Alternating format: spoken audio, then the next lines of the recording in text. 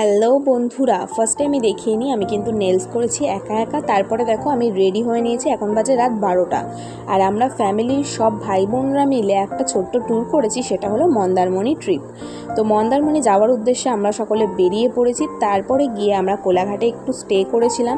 যেহেতু সারাটা রাত জার্নির ব্যাপার, তো সকলেই বাড়ি থেকে টুকটাক কিছু খেয়ে গিয়েছিল।